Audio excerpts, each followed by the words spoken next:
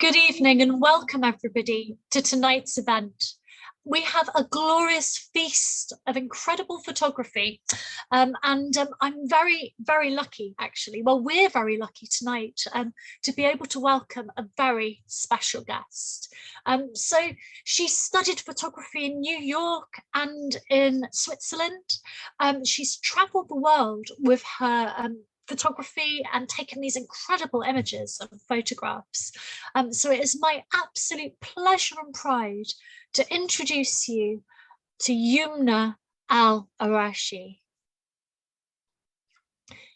So to give you a little bit of background about Yumna, she's an Arab-American artist and she currently lives in Zurich.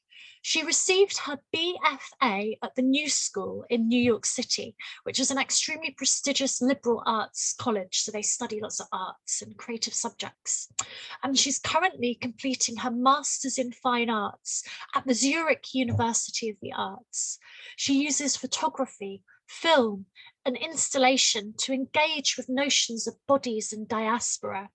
Her work has been supported by MoMA, PS1, the International Women's Media Foundation, the National Portrait Gallery, and the Arab Fund for Arts and Culture. And her forthcoming monograph will be published by Patrick Frey Editions in 2023. So it's an absolute honour to have you here with us, Yumna. I know I'm really excited to learn about a little bit more about your work, as I'm sure our audience is too.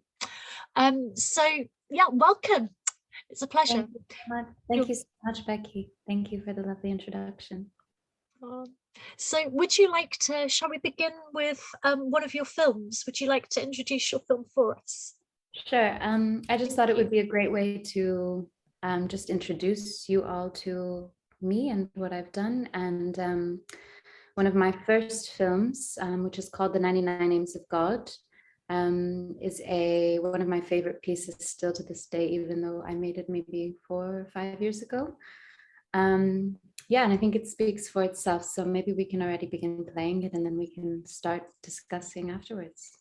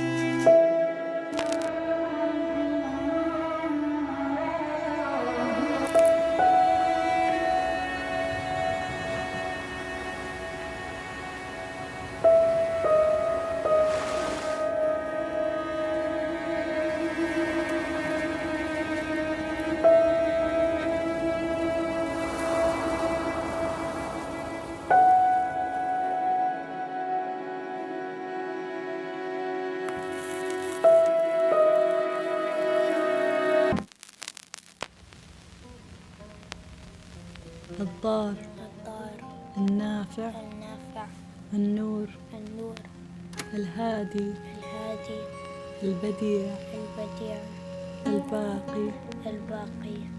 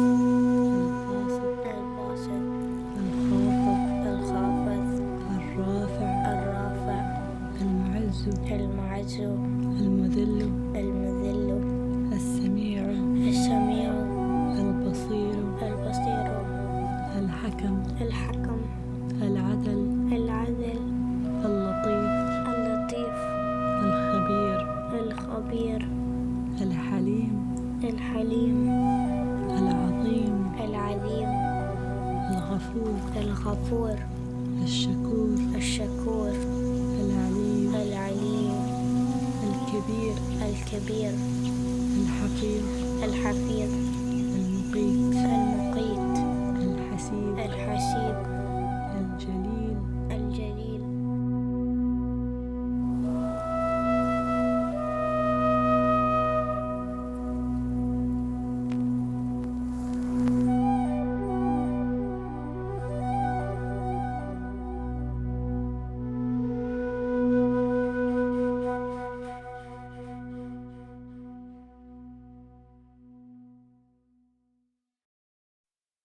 Well, that was spectacular. Honestly, the power of that film, it was absolutely beautiful. It took my breath away. And there's clearly some really important, imagery going on here. There's some really significant symbolism from the rhythms and the practices of day-to-day, Arab or Muslim life and beyond. Yumna, I don't suppose you could tell me a little bit more about what inspired you to make this astonishing piece of film. Thank you so much for your kind words, Becky. To be completely honest with you, I was approached to make this film about rituals associated with Islam, and I felt quite hesitant because that is such a broad topic, but I decided that actually I would take on the mission in my own way and in a way that I wish I'd had as a child or like a younger person growing up to see and understand and feel a connection to. And so I took rituals from my family's heritage, from our cultural heritage, and tried to weave it into my own poetic style.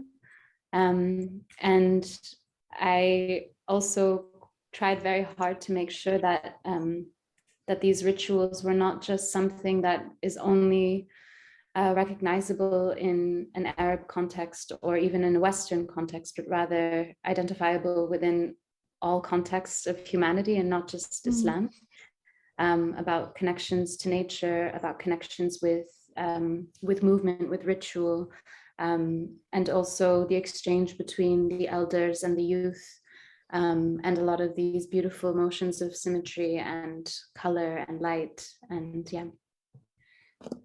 It's wonderful, and I could really feel the humanity in your film and in your cinematography. I really felt like you were connecting, with people, with place, with nature, and it almost had kind of like an element that was mystical to it as well. I felt as though there was something kind of magical about the way you depicted these everyday activities, whether it was an adult stroking the head of a child, leaves unfurling, the beautiful geometries that are inspired by Muslim culture but are present across the Muslim world. I personally, it made me think of Morocco, where I've spent some time, and I just thought it was absolutely amazing, the power of this particular piece.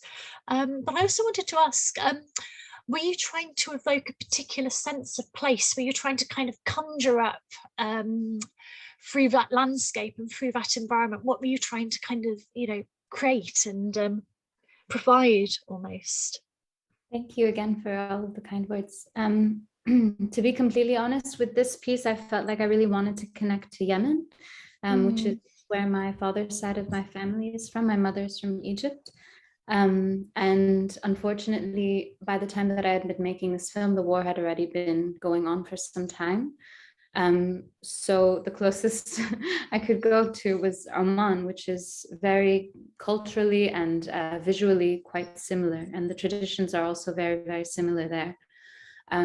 So I could find some space that felt a lot like Yemen, which is a country in which I always felt very close to my identity, and very, just myself in terms of my family's identity and in a way that I felt like I could really connect to it. And in the US, I often felt quite lost because I grew up in a time post 9/11 where the Muslim identity was not really one to be proud of or one to be upheld. So rather than celebrating culture, it was often something that you kind of put aside so you could be more American and fit into a culture rather than standing out.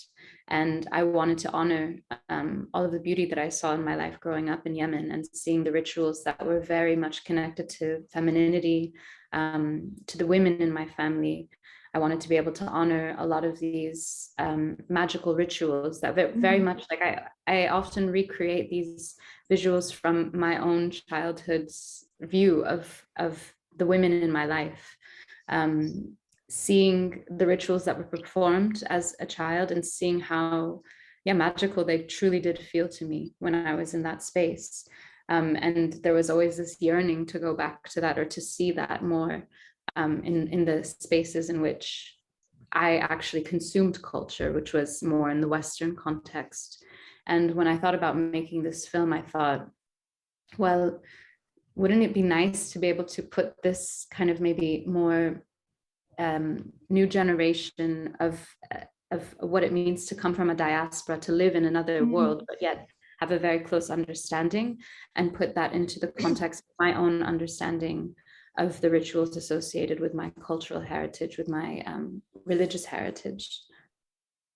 Yeah, it's beautiful. And you can really see those points where you're kind of looking from the child's eye, I'd say, and this kind of enforcement and this build-up of feminine power, as I think you described it.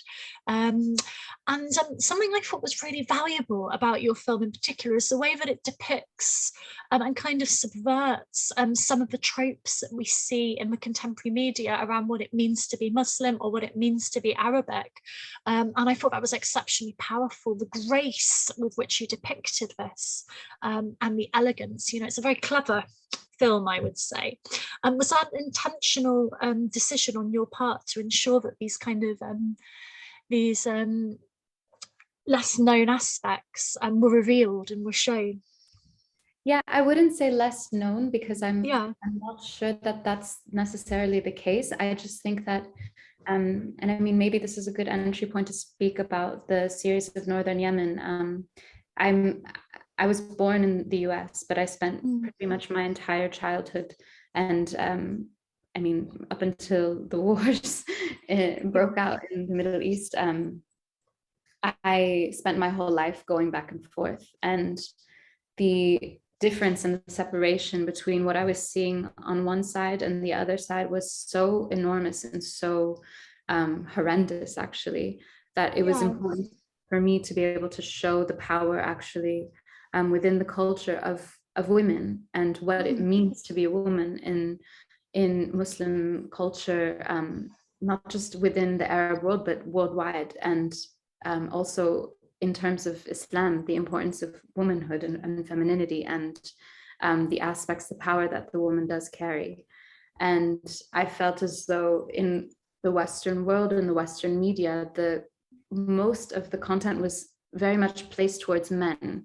And there was always this very violent and very just terrible propaganda towards the identity that used men as a way of creating villains and oppressing women. And my goal was rather to show actually the power that is placed within the woman, and the importance of this lineage that is carried through women, and whether that's towards other women and also towards young men, and the importance of continuing to do that as well, to educate, to continue to pass on these rituals. Yeah, I agree. That's so important. And I think you really kind of carry that over quite beautifully in the film.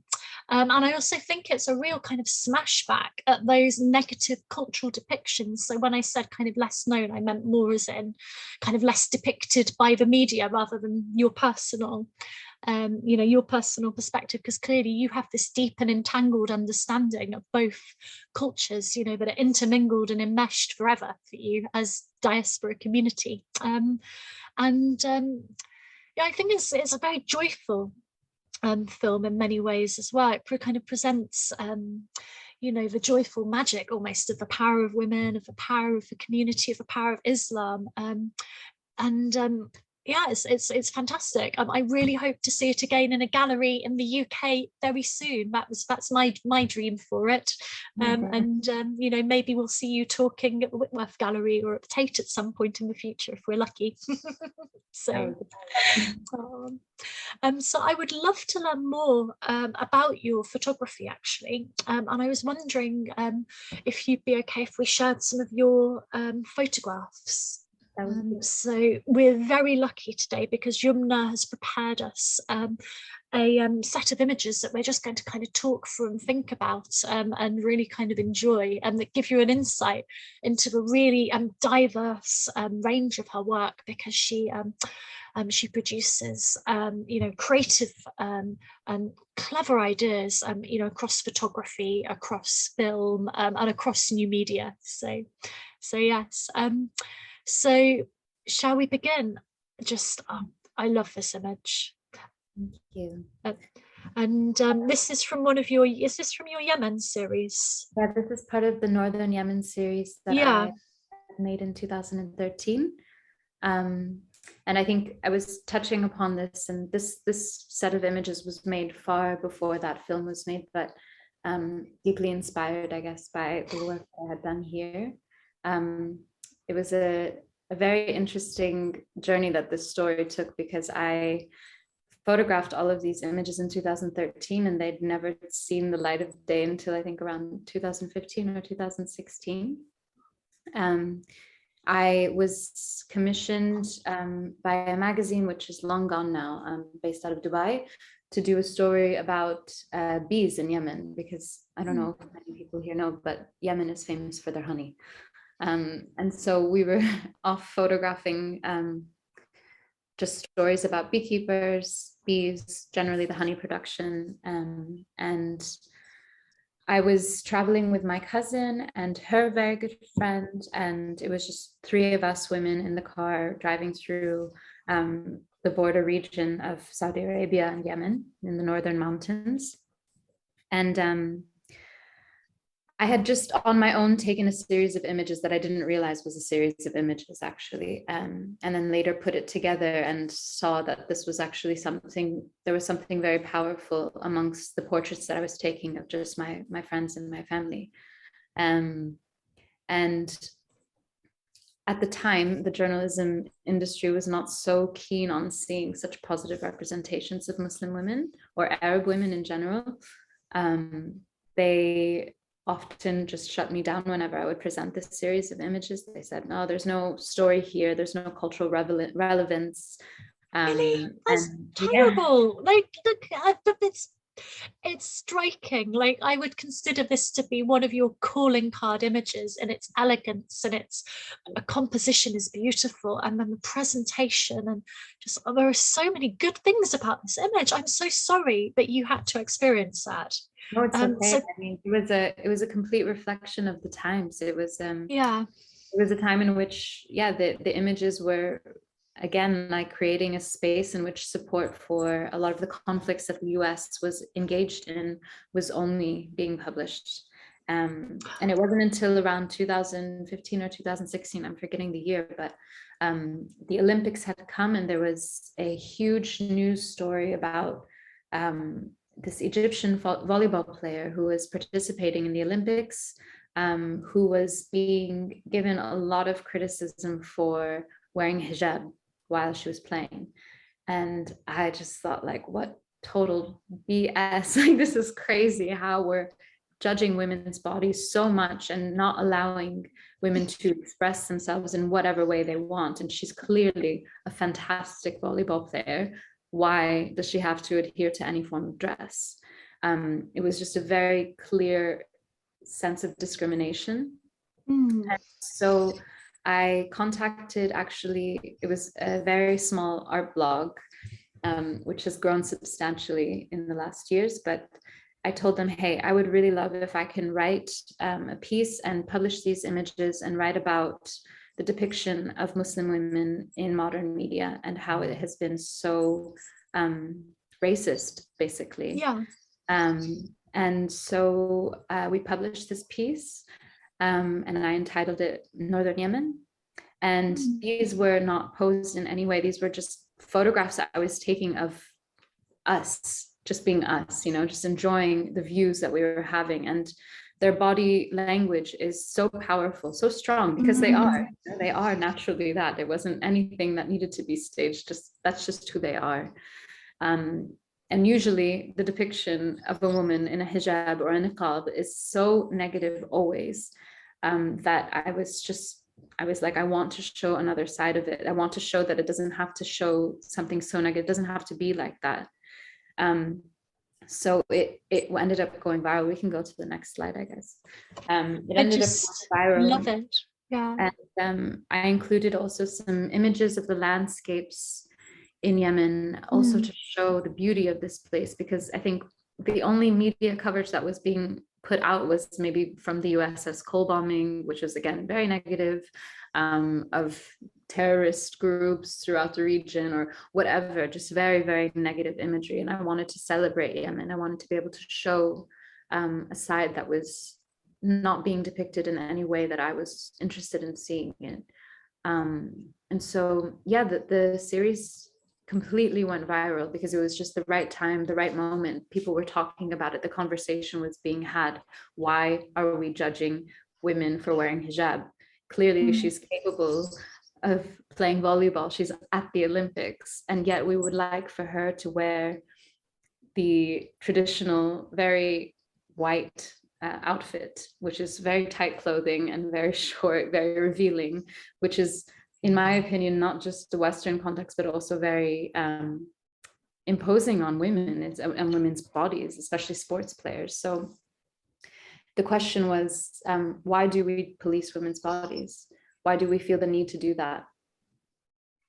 It's an excellent question. And I could tell, like, one of the ironies I think about this set of photographs is that you took this in 2013 with a team of women traveling, you know, and photography, a lot of people don't realize, is a really male dominated field. It's quite hard, just as a woman, to kind of get your work out there. So I could imagine, you know, the power and the strength of actually traveling to take these images and depict them.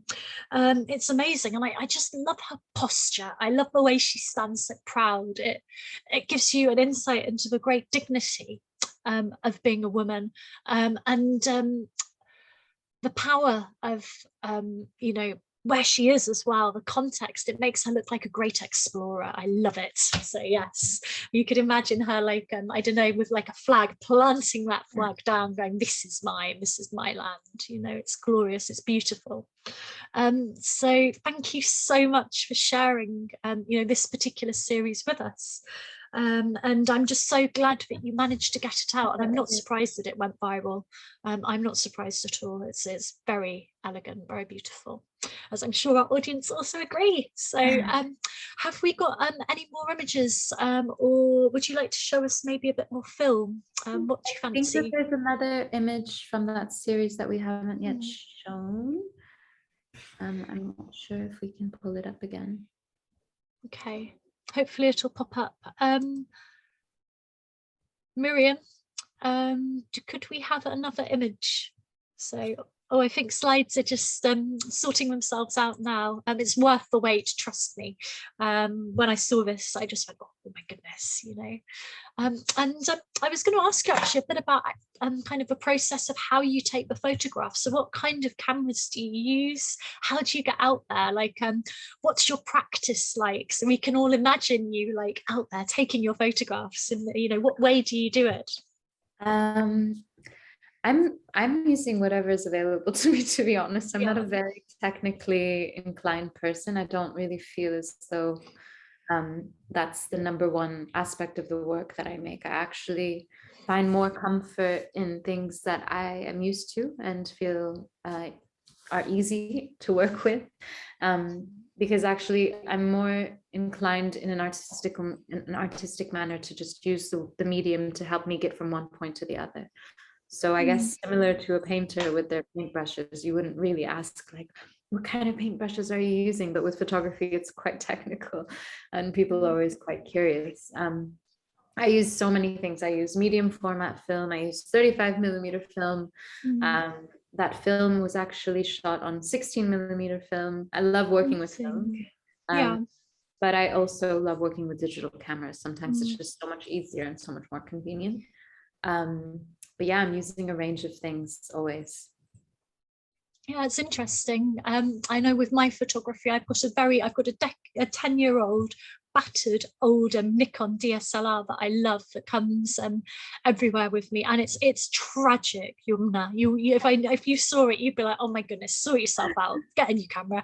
But like you said, it becomes comfortable, doesn't it? And you become so familiar with it and with its settings that you can get what you want, how you want it. So, and I think also there's that distinction. So between the digital and using film as well, because I think a digital offers a lot of versatility, doesn't it, for kind of editing and adapting afterwards. Whereas with film, to be a film photographer, I always think you have to be a very strong photographer and very good at capturing the image that you want, because there's no second chance. You just need to get it at that specific moment.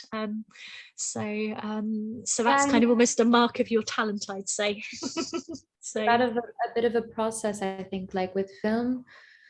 I mean, I actually started with digital photography. I didn't learn how to use a film camera until much later in my practice. And to be honest, I think that having had many years experience with digital photography, entering the film world or the analog world was quite nice, because I could really understand what it is that I needed and that I wanted, but it also helped me realize that I don't need to take so many photographs. You know, if I just get that one the right way, if I can do it the right way, if I can be a little bit more precise or patient, then I can find my way towards the work that I need and that I want.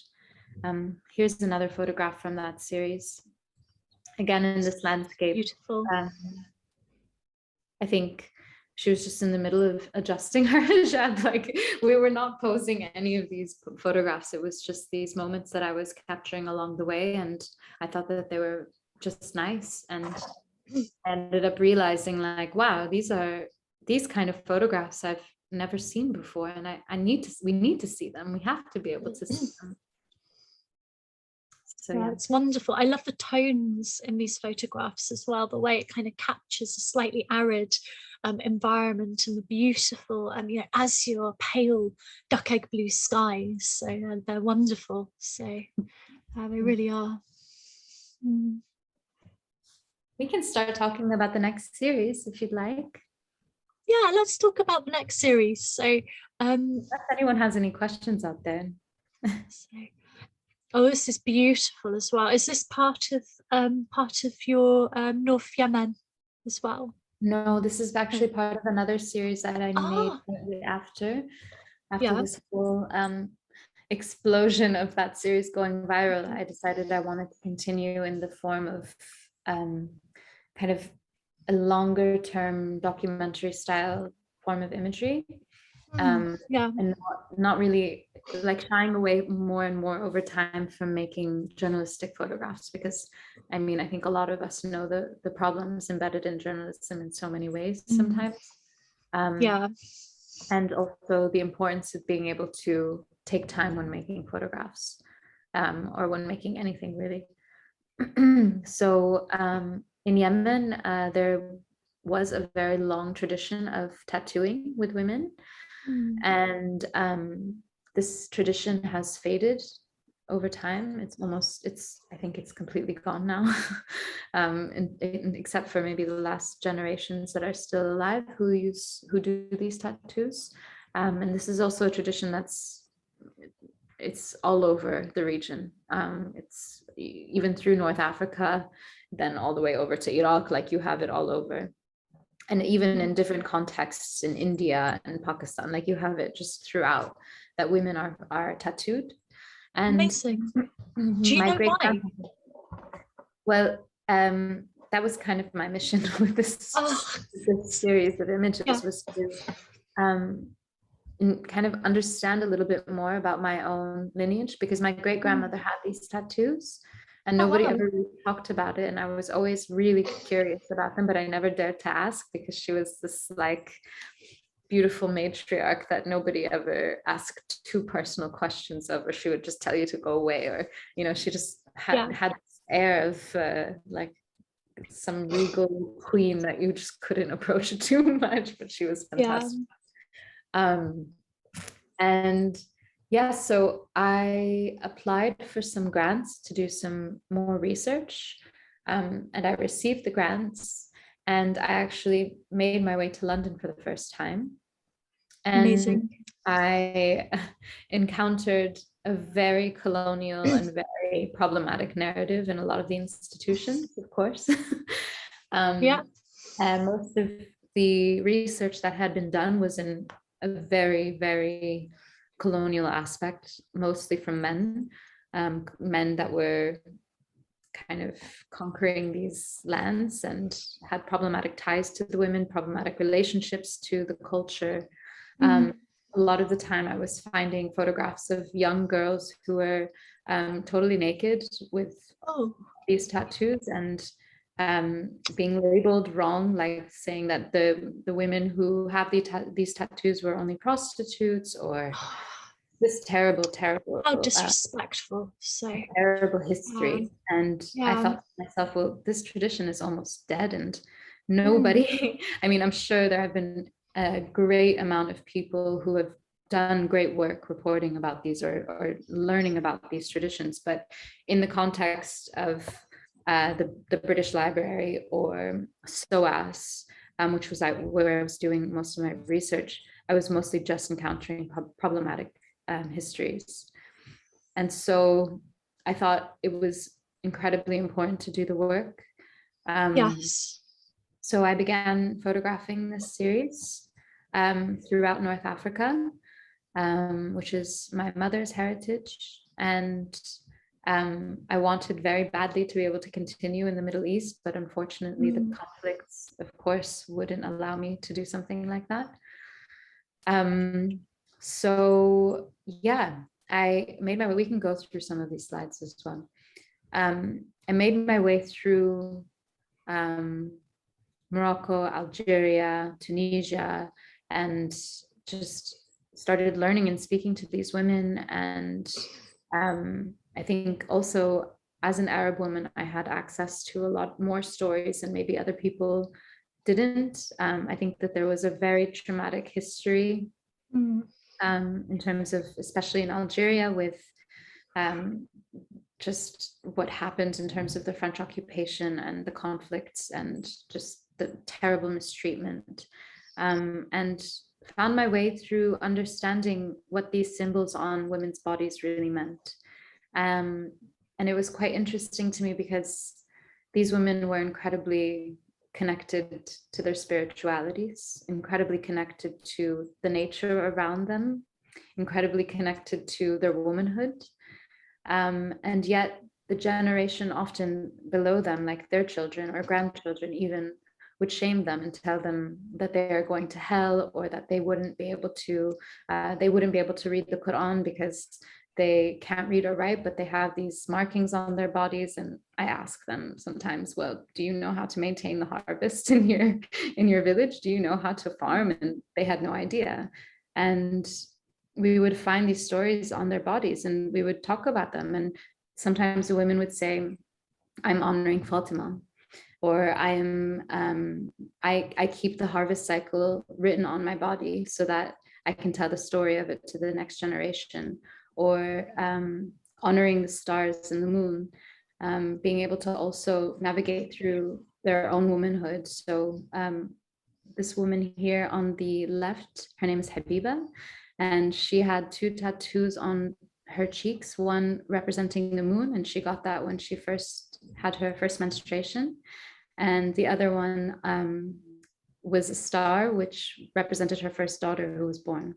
So very kind of feminist interpretation of life, and understanding the importance of being a woman and being connected to nature, and how often women do have the keys for understanding so many things, whether it's through their own bodies or just through traditions that are passed down.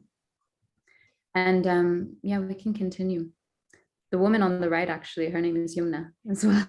Oh, that's amazing. That's wonderful. And I just think, again, I'm struck by the power of your work, but also the importance. So I know a little bit about the colonial history. Well, I teach part of the colonial history of Algeria, thinking through the French nuclear weapon tests and the terrible harms that have been caused by colonialism to so many communities. And particularly often to indigenous communities who've had their own way of life been disrupted after thousands of years. And I'm sure you are familiar with the work of Gayatri Spivak. So she's an academic who she's amazing. She reminds me, she makes me think of you, Professor Gayatri Spivak does, because she's incredibly empowered. She's an Indian academic, and she's claiming back her history, claiming back colonial India, and kind of she's rewritten and reconsidered it through the lens of what she calls the subaltern. So this idea that actually the most powerful stories are those held by women within a particular culture, and that those stories have managed to persist, not because of, but despite colonialism. And I think it is just absolutely amazing that you've gone and documented and supported shared voice with these amazing, beautiful Algerian women. I'm really like, I'm sitting here like, oh my goodness, tell me more. And I'm sure everybody else in our audience tonight is astounded. So it's beautiful. I was just speaking about Algerian, the nuclear test sites in Algeria today. Yeah. Because right now I'm in Switzerland, and every year since I've lived here, we've received the Sahara Dust. I don't know if you know about this phenomenon that comes through. And I was speaking about it with a colleague because I've just written my thesis, my master's thesis, and the title is Sahara Dust. And we were talking about the radioactivity of this dust and how so many communities have been damaged due to these test sites that are continuously happening. And these nuclear sites that are continuously growing within. So these, I like to call them like these hangovers of colonialism that still remain and still damage communities and still find their way. And now this project that I've worked on has now evolved into a book, which I will be publishing next year. And this is kind of confronting my own personal history with this story of these women, and also understanding my own narrative within all of these losses that are happening, the losses that are attached to my family history as well. And it was quite interesting, actually, during this trip, it was actually 2017. And while I was on the road, Donald Trump was inaugurated. And I received a note that he had enacted this Muslim ban in the country. And that basically effectively banned my entire family from going to the US ever again. And so this story is incredibly personal, because it's not just documenting the history of these women and things that have been lost, but also an experience of my own of confronting another loss that was happening personally to me at the same time. We can continue through the slides, and I bring a lot of the work of the archive, my own personal family archive, into it as well. I talk about a lot of what happened. This is my family in Yemen.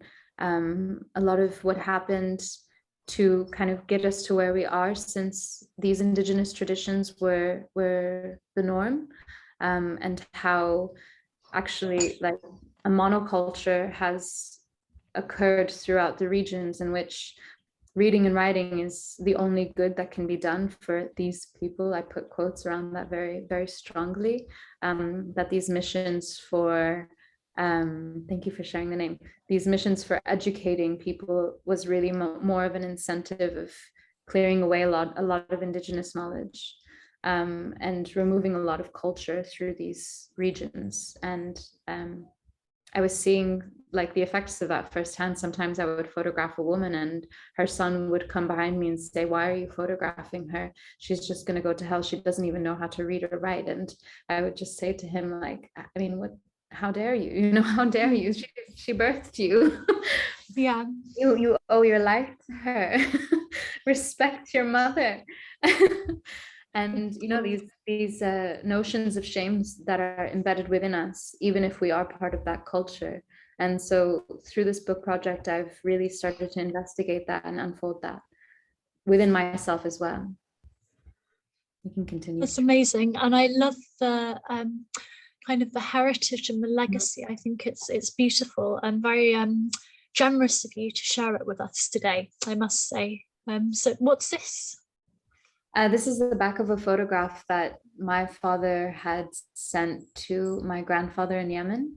And he was just sharing photographs of us in the snow for the first time and saying to his grandfather, like, this is your grandson in the US. And these photographs ended up making its way to Yemen for a way of communicating with his father. And then I ended up having them with me now in Switzerland. Because of what was happening in terms of the conflict. A lot of the relics of our home were given to me.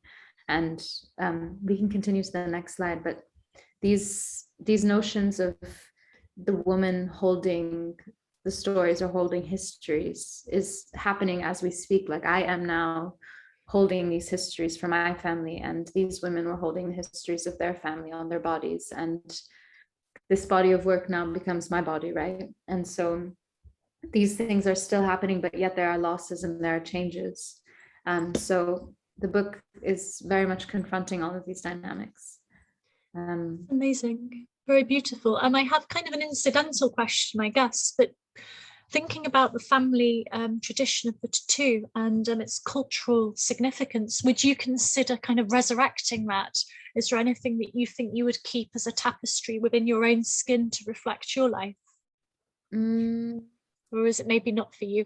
I mean, I don't know if I feel comfortable actually appropriate. I feel like it's no longer something I feel connected to because I don't think, like, when I would speak to these women, they would often say to me, you know, I was maybe, 8 or 9 years old, and I would, the person who was tattooing would come into town, and we would all just trade whatever eggs we had or whatever, sneak out and just get these tattoos because it was considered beautiful. And this was something that was just a part of the culture. And if you didn't have them, you stood out. And for me, the practice wouldn't necessarily survive when there's no cultural relevance. If I don't have a community that would also practice that. I mean, like, I have henna, I use henna. I mean, it's really faded, but like these types of things maybe. But I guess like my art practice is something that is a form of that in some way, shape or form. But to tattoo myself on my own body, I mean, I have tattoos. I have tattoos, small tattoos here and there, but not recreating this because I honestly feel as though this is lost, unfortunately. Yeah. I think it was very much a cultural moment and a cultural movement that happened in which there was a vibrancy, there was an energy to doing it. And if I did that now, it would almost feel as though I was appropriating, cultural appropriation somehow. Yeah. Oh, thank you. It's really interesting. And yeah, I know it was a slightly more random question, but I was just, curious. Thank you. I think the next few slides are really just some like documentary bits over the years. So we can just skim through these. They don't have so much of a story behind them. I worked on a project in UAE a while back where I was photographing labor camps and trying to bring up the topics of just continue the conversation around capitalism, around what has changed in the world since consumerism has become the norm. So these major building sites, abuse of labor, etc. These are just some of these examples, but still using photography as a tool of somehow advocating or expressing injustice in some way, or stories of others, or losses that I've confronted within myself, or histories that I'm trying to untrace on my own, within my body, within my lineage. Yeah, we can continue on. This is again from the Labor series. Beautiful. Thank you. I love a reflection. I think that's it captures something. So these are in labor camps in Abu Dhabi, where these men are often coming from Pakistan, Bangladesh, Nepal, and they are the labor behind a lot of what is growing in the Gulf states, and they are often disregarded or mistreated. And I think I made this series of photographs in 2015 or 16. So a long while back. And then there's the commercial side of what I do, because I chose, yes, to be a photographer full time. I'm sure most of you all know that you can't earn a living being a photographer for documentary purposes or artistic purposes. I mean, you can, of course, but you either have to be very rich, have a really nice, wealthy set of parents to help you out, or be very lucky. But I chose that I would use my skills in photography to continue my work. And I always really like it when people give photography talks or art talks, to know, like, how do you actually survive? Like, how do you make this living? I don't know if you guys know who she is, but she's an actress, and I made some portraits of her for a fashion magazine. So yeah, this is like my daily job. This is what I do every day. And this is just, yeah, it's beautiful. So would you like to tell us more? Is this from a different series? Yeah, this is a different series. This is a series of self-portraits I made while I was living in London. Because at this point, I'm sure you can all imagine that the media attention towards my work was going quite crazy. And that meant that the headlines and the media was just having a go. And oftentimes when people Google my work, or when I Google my work, I can find the most absurd headlines about me and what I do. And it's often the first Muslim woman to do this, and woman finds ways of breaking the barriers of being a Muslim woman, and just all of these incredibly racist and incredibly small-minded ways of describing what it is that I'm trying to do. Which then, I mean, I can't even tell you how many times I've been asked, like, do you feel like you are a liberated Muslim woman? Do you feel as though like your family is ashamed of you? Do you feel as though like all of these kind of, again, just fetishizing this idea, this notion of the Muslim woman. And so I started making this self-portrait series where I was, again, just playing on this notion. And I mean, again, like the idea, like, the question is, do your family in Yemen wear burqas? And I'm like, do you even know what a burqa is? Do you even know what that is? Like, most people don't even know what that is. And just these stupid comments that I was just getting very sick of. And so I made fun a little bit, and I wore this burqa, which I made this burqa purple, which is not a normal color for a burqa. And then do you know who Carmen Miranda is? The Brazilian actress. She has this kind of dark history about her career as an actress in Hollywood. And she was often really sad about the fact that she could only be placed in Hollywood films when she was the most Brazilian version of herself, which meant putting a pile of fruits on her head and dancing around and just being, ridiculous, basically. And so I wanted to kind of recreate that in this 21st century Muslim woman's idea of, like, the only reason I'm interesting to people is because I may be doing the song and dance that the media wants to hear, that I am the woman who is maybe comfortable with recreating an Orientalist painting, or reusing women's bodies in a manner of empowerment. And yeah, that sometimes comes at a cost. You feel sometimes like you're a clown. You feel like, oh man, I'm really trying so hard to do this one thing, but the only way it's being seen by simple-minded folks is in actually a terrible way. So I made, this is one of the images from that series of photographs, which is called I Am Whoever You Want Me to Be.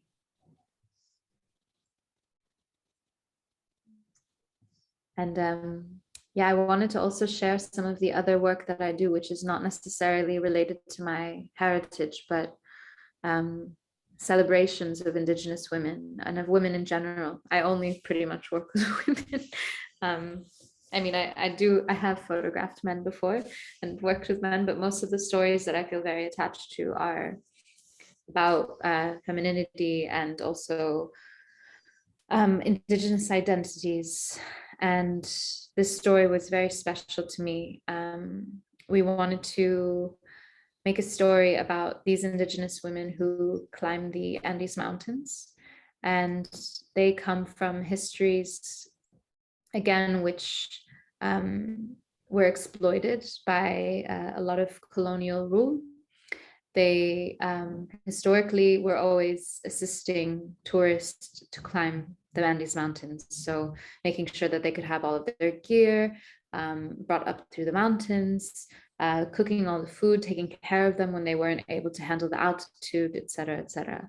And so this group of women, they started climbing themselves, the mountains themselves, as an act of defiance. And I was asked if I could make a film and some photographs about them, which is what I did here. And I thought it would be nice, just maybe some breath of fresh air to play another film, which tells this story in a very poetic manner, which is the next film that we'll play for now.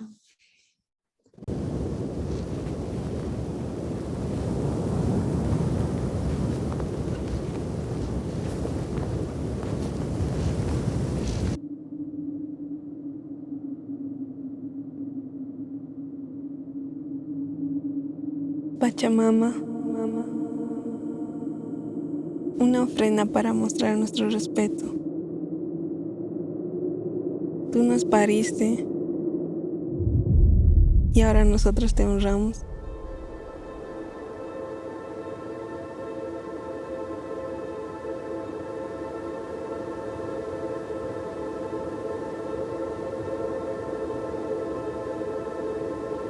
Pachamama, te pedimos nos protejas.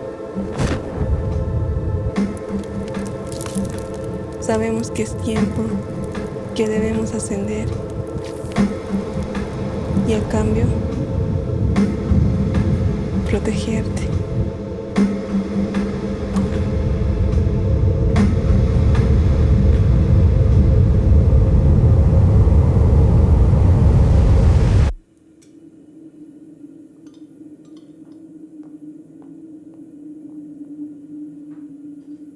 Generación tras generación, nosotras mirábamos y servíamos. Ellas trepaban el Huayna Potosí.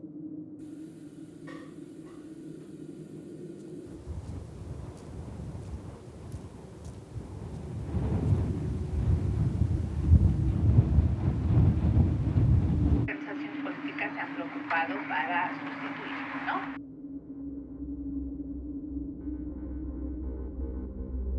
Hermanas, ahora juntas,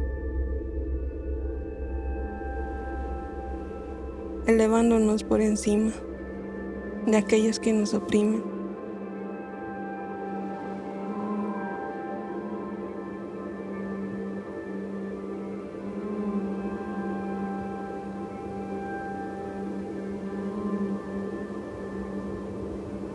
La subida es larga, nuestro aliento es corto.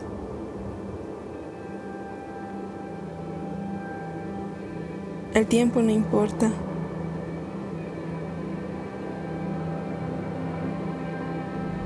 Poderosa juventud, generación tras generación. Nosotros los vimos llegar hasta la cima y nos preguntamos, ¿por qué? Pensábamos que treparon para robar nuestro oro.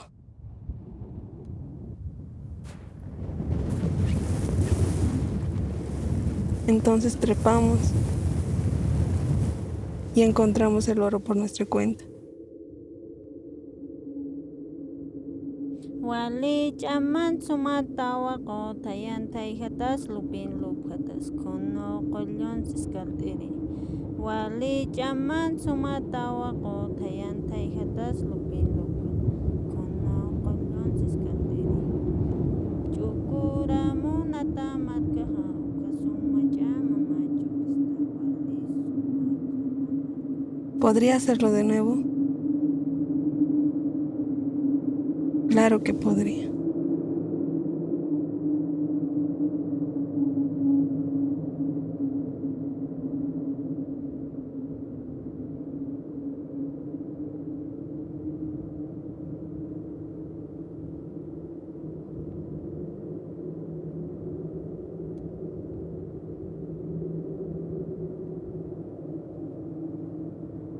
I think that was absolutely beautiful regardless, and as I'm sure our audience did too, and just the power of that journey, it was so evocative. Is there a link or anything online for any of our audience if they want to rewatch these at any point? I can put that in the chat later. Oh, brilliant, thank you. So could you tell us a little bit about the process of creating that amazing, this amazing film? We climbed 6,000 meters. Oh my goodness. To film them in a blizzard. Oh, it was a really intense trip, but it was a very beautiful journey. And yeah, I thought it was a very important way of getting very close to what they're doing and not just interviewing them and sitting with them and having these talking heads on the screen, but rather to observe them and to really learn about what it is that they're doing and why they're doing it. And what the film is, I think it's important for me that I wasn't trying to contextualize their stories in a way that was maybe providing information about their histories or what it means to be Indigenous from this nation, or what they've gone through, et cetera, but rather just a poetic interpretation of what it is that they're doing, and an ode, a respect, a tipping of the hat to what it is that they're doing, because the act that they're doing is a protest. It is a protest to this ecotourism, to these notions of going to faraway places just to ride on the back of other people's livelihoods and to experience something while other people are serving someone else, and not really understanding what that means in an economic sense. And so it was very important to me not to try and have an anthropological eye, because I don't think that that's my place. I'm not from this region. I don't know enough to be able to speak on their behalf historically, but rather to find the grace in what it is that they do and interpret it in the way that I know how to do best. And I think you do that perfectly. It is an extraordinarily profound film, and it has been humbling to be able to have a conversation with you about your work tonight. And I'm going to take away these themes, think deeply about power, femininity, colonialism, and the beauty of the world as well, these entanglements and connections, between place, space, nature, and time. It's glorious. I'm so grateful to have had you here, and I'm sure all our audience will be thinking exactly the same, and we hope you come back next year. You were that good. Come back. So thank you so much. Thank you for a very fruitful conversation. Thank you so much. It has been an absolute pleasure. I think I don't know if we've got any time for questions. Do we have time for questions? I think we do. Let's have a look in the chat. Does anybody have any questions? People can also just unmute themselves and ask a question. Yeah, and just say hello. We'd love to hear from you. So, and Barbara Dresden says that she agrees with my summary. So I couldn't have a summary without you know, Yumna's amazing photography and work. So what more can I say? So yes. Well, thank you so much. And yeah, it's been an absolute pleasure. I think I've just noticed the time, so we probably better wrap up for now. But enormous thanks to you for coming on today, and wishing you the best of luck with your future work, every success. I expect to see you in the Tate in a few years, so yes, if not before. So yes. So much Thank fun. you. Thank you for everyone for organizing and inviting me here, and it was a really great time. I hope everyone could enjoy it, although it was virtual. You take care and good luck with your studies in Switzerland. Okay. Thank you so much, everyone. Bye-bye. Bye-bye. Thank you. So thank you so much, everybody, for coming today. And for those of you who've come to our talks night after night, we have so much gratitude and appreciation. And we love it that you've joined us. It's been such a pleasure to host this event for you. I just wanted to, you know, talk to you about what's coming next, really, because this is kind of the end. Oh, not the end. I don't like endings, but it's not really the end. You know what Qaisra's like. It's almost the end of this fantastic Muslim Women's Arts Festival, the first one of its kind, 2022. You were here with us while we made history. What happens next? Well, you are all invited, all of you in the Northwest, to come and join us on Sunday. I'll be there, Qaisra will be there, Mariam might be there if we're lucky. I would love it if Mariam was there. We'll be here, the team, the MACFEST team, at a musical extravaganza. So that's at the Lowry. Oh, sorry? So that's at the Lowry, so we look forward to seeing you there. Hopefully it'll be amazing. I just wanted to end the night as well to remind you that while this is the end of Muslim Women's Art Festival, this is not the end of this year's festivities, this feast of activities and entertainment and insightful, knowledge-making, beautiful cultural work. So we have a special country this year. MACFEST is focusing upon Indonesia as our country of honour. And so our next event on the 27th of March at 1 o'clock British time is going to celebrate and to introduce and to begin this festival for the country of Indonesia. So it'll be absolutely fantastic. Did I say 27th of March? Yeah, I did. So I look forward to seeing you then, if not before. So hopefully we'll see you at the Lowry on Sunday, and for a musical extravaganza for music from Palestine and all sorts of wonderful places. For now, I'll say goodbye to you, and I'm going to leave you with a fantastic film that gives you a little bit of an insight into our country of honour for this year. So if you don't mind taking it away, Steve, and finishing with our wonderful little short film that we've got on Indonesia. Thank you, everyone.